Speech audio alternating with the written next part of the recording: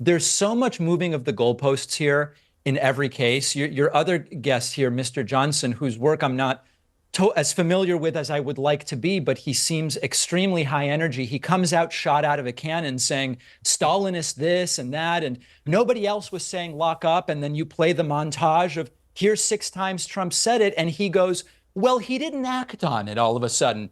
He changes his own argument as they always do in every single one of these cases. Whatever they can get away with, you give them a piece of tape, Piers, and then they go, oh, but my argument's actually something different. That's the sort of fundamental nature of this, and it's pathetic. In this video, David Pakman shuts down Benny Johnson's delusions on a live panel. And David Pakman just wastes no time here. He goes straight at Benny's nonsense, calm and surgical. He calls out the whole routine he's doing, screaming Stalinist, deny reality, then change your story when facts show up. And when Pakman lays down that this is what they always do, it just lands. And here's the thing, Benny gets way worse. After this calm takedown, he just spins out hard. Wild rants about Kamala, Hunter's laptop, Blinken, full-blown election rigging conspiracies, you name it. And it just keeps getting more embarrassing the longer he talks. So make sure to watch till the end to see how David Pakman shuts down Benny Johnson's delusions on this live panel. All right, Benny, I want to play you a clip. Benny, before you reply, I want to play you a clip of Kamala Harris on Jimmy Kimmel last night.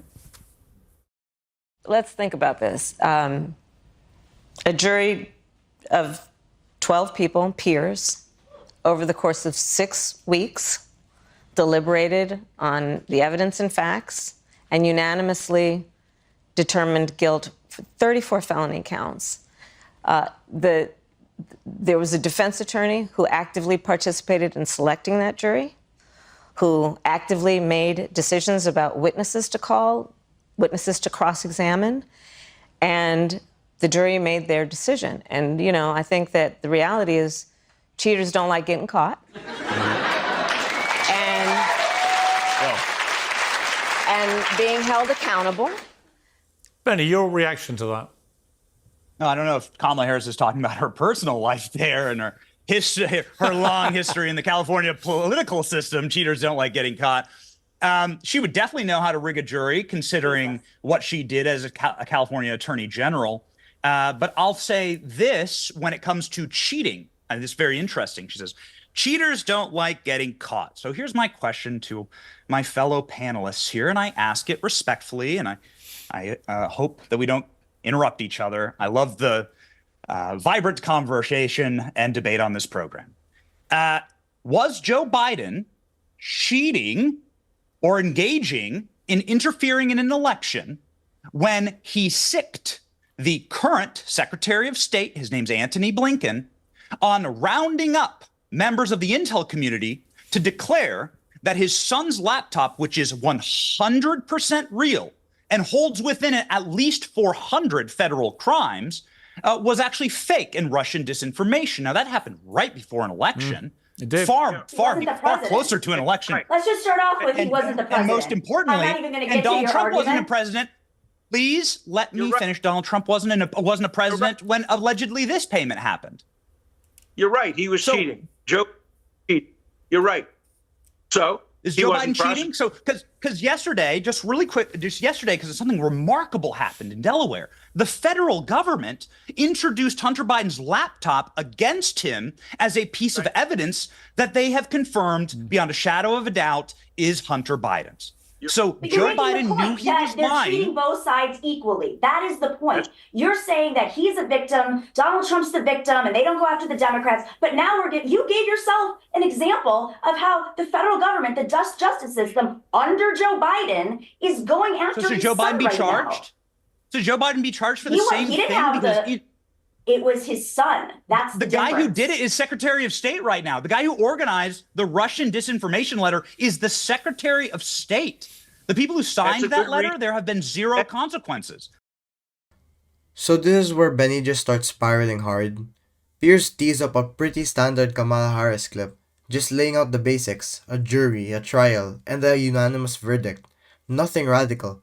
But the second Benny gets the mic, he just instantly pivots to attacking her personal life and dredging up unrelated stuff about her time as AG. It's not even a rebuttal. It's just deflection dressed up in snark. Then he tries pulling the entire debate off a cliff. He starts ranting about Hunter's laptop, 400 federal crimes, and some last-ditch election interference theory that doesn't even connect back to Kamala's point. Like, bro, nobody asked you to time travel into 2020 Facebook comments. And the kicker here? He just throws out "please let me finish" like he's making some grand legal case. But the whole thing just collapses under its own paranoia. Pakman steps in and doesn't even bother shouting. He just drops a clean fact. The DOJ itself introduced the laptop as evidence against Hunter, and Nomiki hammers it down home. Like, if the Biden DOJ is actually prosecuting Biden's own son, how does that square with Benny's whole rigged system narrative? It doesn't. He's literally disproving himself mid-rant and still doesn't catch it. They knew they were lying to the American people. They were rigging an election. But can you admit that now they're going after both sides equally? You said just a few minutes ago, oh, Donald Trump, the Republicans, they're always being prosecuted. They're Stalinists. But here's an example of the Biden justice system going after his own son. Can you admit that this justice system is treating both sides equally? Not so clear. Not so clear. They're trying him in Delaware, where he has all the tremendous advantages, and they tried Trump in New York, where he had all the disadvantages. We'll see what the outcome of the case is. Also, where they were based. Okay, let me ask David a question. This is about the Wall Street Journal big report today about Joe Biden's cognitive decline. They spoke with 45 Republican and Democratic lawmakers and staffers. It was pretty unsettling reading, I have to say. It seemed pretty clear by the time I finished it that Joe Biden is suffering some form of dementia. That was the clear conclusion from those who've been around him. And we see enough in public to suggest that may be the case. How comfortable are you that he is going to be fighting this election and potentially being president for 4 more years?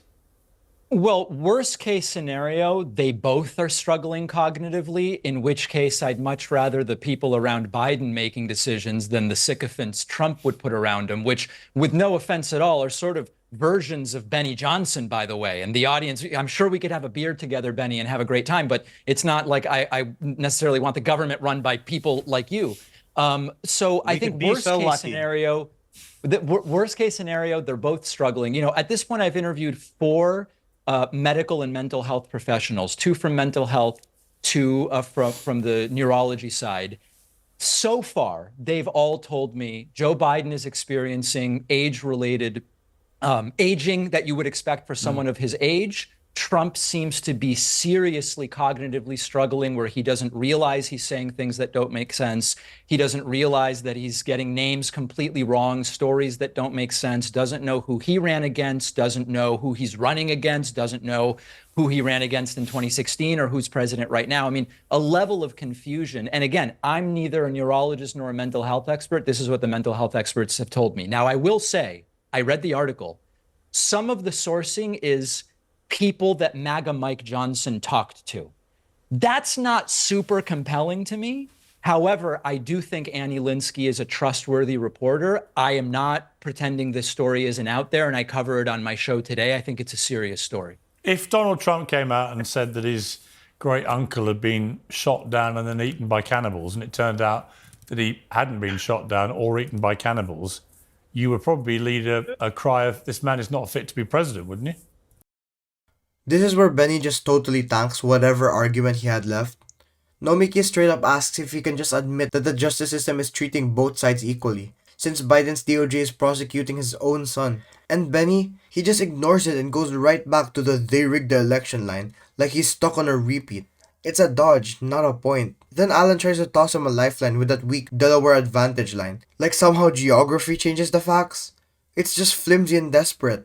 But Pakman just keeps it cool here and drops a killer response to the Biden health stuff. He doesn't deny the story, but he brings up actual expert input and contrasts it with Trump's complete mental fog, forgetting who he ran against, slurring nonsense, mixing up timelines, and that subtle job at him saying Trump's team would be versions of Benny Johnson is just great.